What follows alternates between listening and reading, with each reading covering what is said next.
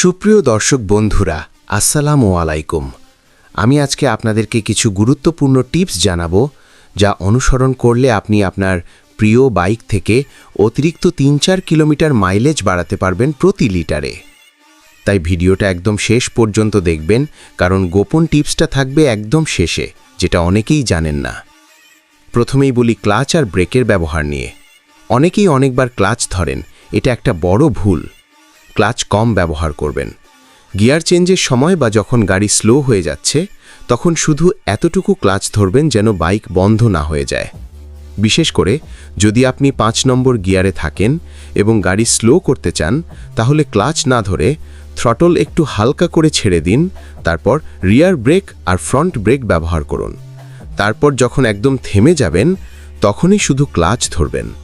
প্রথমে আমিও ক্লাচ বেশি ধরতাম, ভয় লাগতো ক্লাচ না ধরলে যদি বাইক বন্ধ হয়ে যায়। কিন্তু ধীরে ধীরে অভ্যাস করলে দেখবেন বাইক অনেক স্মুথ চলবে আর মাইলেজও বাড়বে।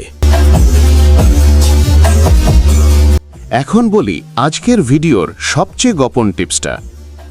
আপনি যখন হাইওয়ে বা বিশ্ব রোডে বাইক চালাবেন, তখন একটা জিনিস খেয়াল রাখবেন, আপনার 2 হাঁটু বাইকের ট্যাঙ্কের সাথে আলতোভাবে ঠেকে রাখবেন।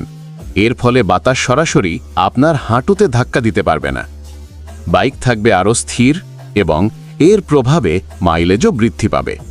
অনেক সময় আপনি দেখবেন স্পিডও একটু হলেও বেড়ে গেছে। তাহলে কেমন লাগলো আজকের টিপসগুলো? পরবর্তী ভিডিওতে এমন আরও গোপন টিপস ও আপনার বাইক কিভাবে সুরক্ষিত রাখবেন তা নিয়েও কথা বলবো। তাই নিচে কমেন্ট করে জানিয়ে দিন এবং চ্যানেলটি সাবস্ক্রাইব করে সাথে থাকুন। তাহলে দেখা হবে পরবর্তী ভিডিওতে আরও কিছু নতুন টিপস ও অভিজ্ঞতা নিয়ে। সবাই ভালো থাকবেন, নিরাপদে থাকবেন। আল্লাহ তাআলা আপনাদের সবার জীবন মঙ্গল করুন। আল্লাহ হাফেজ।